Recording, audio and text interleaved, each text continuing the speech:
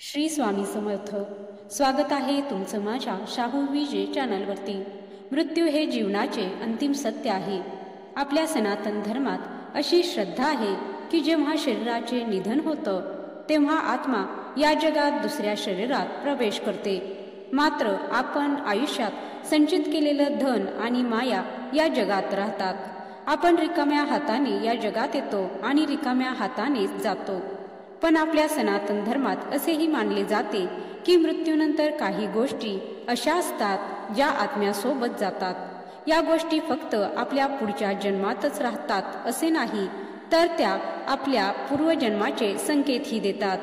भगवान श्री विष्णूंनी गरुडजींना अशा 5 गोष्टींबद्दल सांगितलं आहे ज्या मृत्यूनंतर आत्म्यासोबत जातात. चला कोणत्या आहेत त्या गोष्टी ते जाणून घेऊया. एकदा गरुडजी भगवान श्री विष्णूंना म्हणाले, हे प्रभू, मी तुमच्याकडे एक अतिशय महत्त्वाचा प्रश्न घेऊन आलो आहे. हा प्रश्न माझ्या मनात पुन्हा पुन्हा येतो आहे, पण याचे उत्तर मला काही केल्या मिळत नाही. तर तुम्हीच माझ्या शंकेचे निरसन करा. मला हे जाणून घ्यायचं आहे की जेव्हा एखाद्या जीवाचा मृत्यू होतो तेव्हा त्याच्यासोबत काय जातं. मृत्यूनंतर आत्म्यासोबत कोणकोणत्या गोष्टी जातात. कृपया मला या गूढ रहस्याबद्दल सविस्तर सांगा. गरुडजींची उत्सुकता पाहून भगवान श्री विष्णू हलकेसे हसले. त्यांनी पाहिलं की गरुडजींची ही जिज्ञासा सामान्य नाही, तर ती जीवन आणि मृत्यूच्या गहन आध्यात्मिक रहस्याशी संबंधित आहे. त्यांना माहीत होतं की याचं उत्तर खूप व्यापक आहे आणि ते फक्त तेच देऊ शकतात ज्यांना जीवनाच्या सत्याची उत्तम प्रकारे जाणीव आहे. भगवान विष्णू गरुडजींना म्हणाले, तू मला खरंच खूप गंभीर प्रश्न विचारला आहेस. मृत्यू हे जीवनाचे अटल सत्य आहे आणि प्रत्येक जीवाला याचा सामना करावा लागतो. पण हे लक्षात ठेवणं महत्त्वाचं आहे की मृत्यू फक्त शरीराचा होतो. आत्मा अमर असतो. आत्मा कधीच जन्म घेत नाही किंवा मरत नाही. तो फक्त एक शरीर सोडून दुसऱ्या शरीरात प्रवेश करतो. मात्र या प्रक्रियेत काही विशिष्ट गोष्टी आहेत ज्या आत्म्यासोबत जातात. मी आज तुला त्या 5 गोष्टींबद्दल सांगणार आहे ज्या मृत्यूनंतरही आत्म्यासोबत राहतात. गरुडजी श्री विष्णूंना म्हणाले, हे प्रभू, कोणत्या आहेत त्या 5 गोष्टी? कृपया मला याचं सखोल ज्ञान द्या, जेणेकरून मी या गूढ रहस्याला समजू शकेन. भगवान श्री विष्णूंनी गांभीर्याने उत्तर दिलं, हे गरुड, सगळ्यात आधी कामनेबद्दल बोलू. कामना ही पहिली गोष्ट आहे जी माणसाच्या मृत्यूनंतरही त्याच्यासोबत राहते आणि पुढच्या जन्मातही त्याच्यासोबत जाते. कामना ही ती शक्ती आहे जी आत्म्याला नवीन शरीराकडे ओढून नेते. कामना माणसाला नवीन शरीर धारण करण्यासाठी प्रेरित करते. तेव्हा त्याच्या सगळ्या इच्छा, त्याच्या सगळ्या लालसा त्याच्यासोबत जातात. या इच्छा त्याला पुढच्या जन्मात नवीन शरीर प्राप्त करून देतात. कामना नवीन शरीर प्राप्त करण्यासाठी प्रेरित करते. श्री विष्णू गरुडजींना म्हणाले, हे गरुड, कामना ही अशी वस्तू आहे जी माणसाच्या मन आणि चित्तात खोलवर रुजलेली असते. जेव्हा माणसाचा मृत्यू होतो तेव्हा त्याचे शरीर नष्ट होते, पण त्याच्या कामना, त्याच्या इच्छा जिवंत राहतात. याच इच्छा त्याला पुन्हा जीवनात येण्यासाठी भाग पाडतात. आणि म्हणूनच आपल्या धर्मशास्त्रांमध्ये असं म्हटलं आहे की मोक्ष प्राप्त करण्यासाठी मृत्यूच्या वेळी सर्व इच्छांचा त्याग करणे आवश्यक आहे.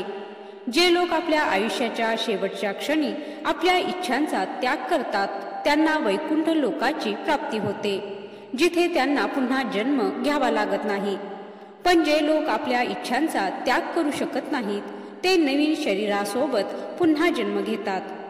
गरुडजी श्री विष्णूंना म्हणाले, हे प्रभू, याचा अर्थ असा की इच्छा आपल्याला पुनर्जन्माच्या चक्रात बांधून ठेवतात. श्री विष्णू होकार देत म्हणाले, बरोबर आहे गरुडा. इच्छा या माणसाला या संसाराच्या चक्रव्यूहात बांधून ठेवतात. जोपर्यंत माणूस आपल्या कामनांपासून मुक्त होत नाही तोपर्यंत त्याला या संसारात पुन्हा पुन्हा जन्म घ्यावा लागतो. आणि या कारणांमुळे धर्मशास्त्रांमध्ये असे म्हटले आहे की आपल्या इच्छांचा त्याग करणे हाच मोक्षाचा मार्ग आहे. त्यामुळे कामना ही एक अतिशय महत्त्वाची आणि गहन गोष्ट आहे जी आत्म्यासोबत जाते. मग त्यांनी भगवान श्री विष्णूंकडून दुसऱ्या गोष्टीबद्दल जाणून घेण्याची इच्छा व्यक्त केली. त्यांनी विचारलं, हे प्रभू, आता आपण मला दुसऱ्या गोष्टीबद्दल सांगा जी मृत्यूनंतरही सोबत जाते. भगवान श्रीकृष्ण म्हणाले, हे गरुड, दुसरी गोष्ट म्हणजे वासना. वासना ही देखील कामनेचाच एक प्रकार आहे, पण ही विशेषतः भौतिक आणि सांसारिक सुखांच्या इच्छेशी संबंधित असते. वासना ही अशी वस्तू आहे ज्याचा शेवट करणं खूप कठीण असतं. मृत्यूच्या जवळ पोचलेले लोक ही वासनांपासून पूर्णपणे मुक्त होऊ शकत नाहीत. वासना ही ती शक्ती आहे जी माणसाला भौतिक सुख आणि आनंदाकडे आकर्षित करते. ही संसारातील सुखांची इच्छा आहे जी माणसाला बांधून ठेवते. गरुडजींनी पुन्हा विचारलं, हे प्रभू, असं शक्य आहे का की एखादा माणूस वासनांपासून मुक्त होऊ शकेल, आणि जर हो तर कसं?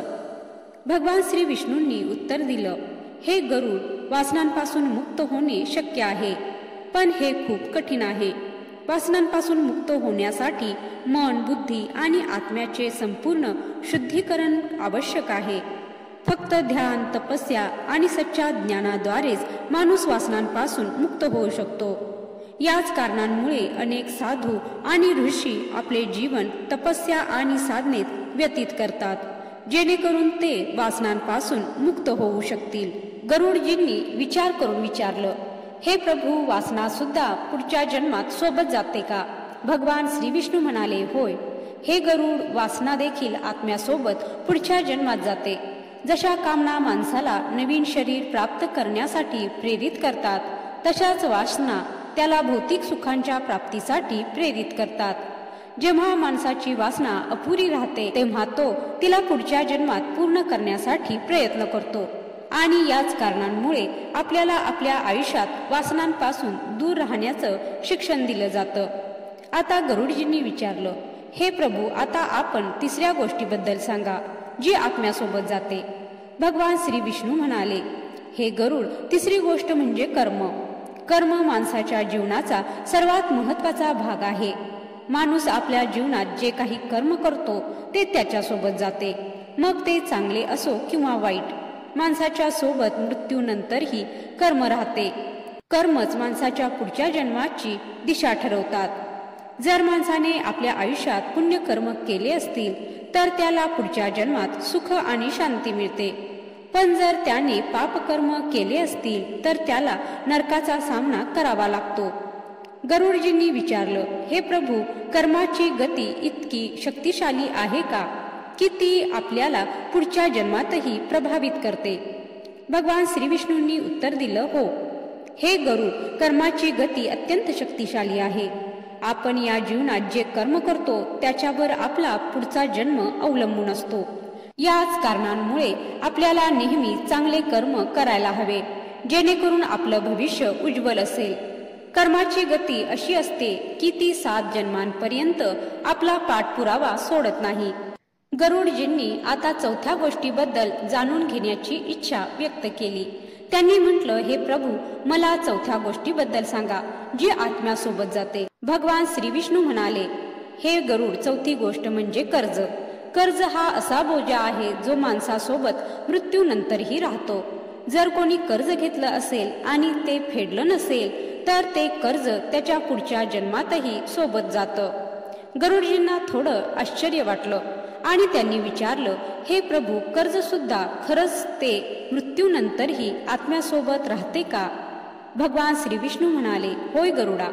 हे गरुड, कर्ज ही अशी गोष्ट आहे जी माणसाच्या मृत्यूनंतरही त्याची पाठ सोडत नाही. कर्जाचा बोजा इतका जड असतो की जर कोणी त्याच्या आयुष्यात घेतलेले कर्ज फेडलं नसेल तर ते त्याच्या पुढच्या जन्मातही त्याच्यासोबत जातं. हे गरुड, जेव्हा एखादा मनुष्य कुणाकडून कर्ज घेतो तेव्हा हा केवळ भौतिक वस्तू किंवा धनाचा व्यवहार राहत नाही. हे एक बंधन बनतो जो आत्म्याला बांधून ठेवतो. जर माणूस मरण्यापूर्वी त्याच्या कर्जाचे भरण करू शकला नाही तर तो बोजा पुढच्या जन्मात त्याच्यासोबत जातो. हे कर्ज केवळ आर्थिक नसतं तर ते भावनिक, मानसिक आणि अगदी आध्यात्मिक सुद्धा असू शकतं. गरुडजी म्हणाले, हे प्रभू, हे ऐकून मला आश्चर्य वाटत आहे. की कर्जाचा परिणाम इतका खोल असू शकतो. याचा अर्थ असा आहे की आपण केवळ आपल्या जीवनात चांगले कर्मच करायला हवे, नाही तर कुणाकडून घेतलेलं कर्जही वेळेत फेडायला हवे. भगवान श्री विष्णू हसत म्हणाले, एकदम बरोबर सांगितले. हे गरुडा, कर्जाचं ओझं खूप जड असतं. जो व्यक्ती कर्ज घेऊन मरतो त्याला पुढच्या जन्मातही त्याचे परिणाम भोगावे लागतात. म्हणूनच आपल्या धर्मात म्हटलं आहे की कुणाकडून घेतलेलं कर्ज मरण्यापूर्वी नक्की फेडलं पाहिजे. श्री विष्णू गरुडाला म्हणाले, आता 5व्या गोष्टीबद्दल लक्षपूर्वक ऐक, जी मृत्यूनंतरही आत्म्यासोबत राहते. आत्म्यासोबत जाणारी 5वी गोष्ट म्हणजे ईश्वराची भक्ती. भक्ती ही सर्वात पवित्र आणि शाश्वत वस्तू आहे, जी मृत्यूनंतरही आत्म्यासोबत राहते. ही केवळ आत्म्यासाठी मार्गदर्शनच करत नाही, तर मोक्षप्राप्तीचा सर्वात सोपा आणि उच्च मार्ग आहे. गरुडजींनी विचारलं, हे प्रभू, कृपया मला भक्तीबद्दल अधिक विस्ताराने सांगा. ही भक्ती आत्म्यासोबत कशी राहते आणि तिचा पुनर्जन्मावर काय परिणाम होतो? श्री विष्णू म्हणाले, हे गरुड, भक्ती म्हणजे प्रेम, जे मनुष्य आपल्या ईश्वराला अर्पण करतो. हे प्रेम केवळ या जन्मातच त्याचे रक्षण करत नाही, तर मृत्यूनंतरही आत्म्याला मार्गदर्शन करतं. जेव्हा एखादा व्यक्ती सच्च्या हृदयाने ईश्वराची आराधना करतो तेव्हा तो भगवंताशी जोडला जातो. त्याच्या आत्म्यात ईश्वर भक्तीचे बीज रोवलं जातं, जे मृत्यूनंतरही त्याच्यासोबत राहतं. ही भक्ती आत्म्याला एका नवीन जीवनात पुढे नेते, जिथे त्याला मोक्षप्राप्तीची संधी मिळते. गरुडजींनी उत्सुकतेने विचारलं, हे प्रभू, ही भक्ती कोणत्याही अवस्थेत मोक्ष देऊ शकते का? श्री विष्णूंनी समजावत म्हटलं, हे गरुड, जेव्हा मनुष्य ईश्वराला शरण जातो आणि आपल्या सर्व कर्मांचे फळ ईश्वराला अर्पण करतो, तेव्हा ती भक्ती त्याला संसाराच्या बंधनांपासून मुक्त करते. ही भक्ती व्यक्तीच्या जीवनात जे काही चांगलं किंवा वाईट घडतं ते ईश्वराची इच्छा मानून स्वीकारण्याची ताकद देते. जेव्हा एखादा व्यक्ती भगवंताच्या प्रती एवढं समर्पण भाव ठेवतो तेव्हा त्याचे कर्मही त्याला बांधत नाहीत, कारण तो प्रत्येक कर्म ईश्वराला अर्पण करतो. गरुडजींनी गहन विचारात मग्न होत विचारलं, हे प्रभू, भक्तीशिवाय मोक्ष प्राप्ती शक्य नाही का? भगवान श्रीहरी विष्णू म्हणाले, हे गरुड, भक्तीशिवाय मोक्ष प्राप्ती करणे अत्यंत कठीण आहे. भक्ती ही आत्म्याला भगवंताशी जोडणारा पूल आहे. जेव्हा आत्मा भक्तीच्या माध्यमातून ईश्वराशी जोडला जातो तेव्हा तो संसारातील सर्व दुःख आणि बंधनांपासून मुक्त होतो. गरुडजींनी पुढे विचारलं, हे प्रभू, ही भक्ती केवळ एका जन्मापुरतीच मर्यादित असते की ती पुढच्या जन्मातही सोबत राहते? श्री हरी विष्णू म्हणाले, भक्ती ही अमर शक्ती आहे, जी एका जन्मातून दुसऱ्या जन्मापर्यंत आत्म्यासोबत राहते. जर एखादा व्यक्ती या जन्मात भगवंताची भक्ती करतो तर ती भक्ती त्याच्या पुढच्या जन्मातही त्याला मार्गदर्शन करते. म्हणूनच अनेक संत आणि भक्त आपल्या मागच्या जन्माची भक्ती आठवून पुढच्या जन्मातही भगवंताची आराधना करत असतात. भगवान श्री विष्णू पुढे म्हणाले, जेव्हा मनुष्य भगवंताची भक्ती करतो तेव्हा ती केवळ या जन्मातच नाही तर पुढच्या जन्मातही त्याच्यासोबत राहते.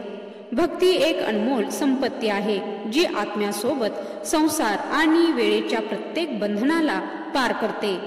ही भक्तीच आत्म्याला ईश्वराच्या जवळ नेण्याचे साधन बनते आणि त्याला जन्म मृत्यूच्या चक्रातून मुक्त करते. गरुडजींनी भगवंतांना विचारलं, हे प्रभू, भक्ती सशक्त बनवण्यासाठी काही विशेष पद्धत आहे का? त्यावेळी हसत भगवंत म्हणाले, हे गरुड, भक्तीत कोणतीही पद्धत नाही. ती मनुष्याच्या सच्च्या प्रेमावर आणि समर्पणावर आधारित असते. भक्तीचा मार्ग सोपा आहे, ज्यासाठी केवळ प्रेम आणि श्रद्धेची आवश्यकता असते. जेव्हा एखादा मनुष्य निस्वार्थ भावनेने भगवंतावर प्रेम आणि विश्वास ठेवतो तेव्हा तो त्याच्या भक्तीला अधिक सशक्त बनवतो. याला कोणत्याही विशेष पूजापाठ किंवा अनुष्ठानाने मोजता येत नाही. भक्तीचा सर्वात सोपा प्रकार म्हणजे भगवंतावर असलेले प्रेम आणि निष्ठा. गरुडजी अत्यंत श्रद्धेने म्हणाले, हे प्रभू, आपण या महान सत्याची जाणीव करून दिली. आता मला कळलं की भक्ती ही सर्वात मोठी वस्तू आहे, जी मृत्यूनंतरही सोबत राहते आणि तिला मोक्षापर्यंत पोहोचवते. गरुडजी म्हणाले, हे प्रभू, आपण माझ्या सर्व प्रश्नांची उत्तरे देऊन मला अमर्याद ज्ञान दिलं आहे. भगवान श्री विष्णू म्हणाले, हे गरुड, हा संसार कर्म आणि फळाच्या नियमाने चालतो. जसा मनुष्य जे कर्म करतो तेच त्याचं भविष्य ठरवतं. म्हणून हे अत्यावश्यक आहे की आपण आपल्या जीवनात चांगले कर्म करू, आपल्या इच्छांना आणि वासनांना नियंत्रित करू, कर्जमुक्त राहू आणि पुण्यकार्यांना महत्त्व देऊ. भक्ती हाच तो मार्ग आहे जो आपल्याला मोक्षाकडे नेतो. भगवंत म्हणाले, हे गरुड, जो कोणी या सत्याला समजून घेईल तो आपले जीवन सत्य आणि धर्म मार्गावर नेईल. तर आजचा हा माहितीपूर्ण व्हिडिओ आवडला असेल तर व्हिडिओला लाईक करा, शेअर करा आणि माझ्या चॅनलला सबस्क्राईब करा. धन्यवाद. जय श्री स्वामी समर्थ.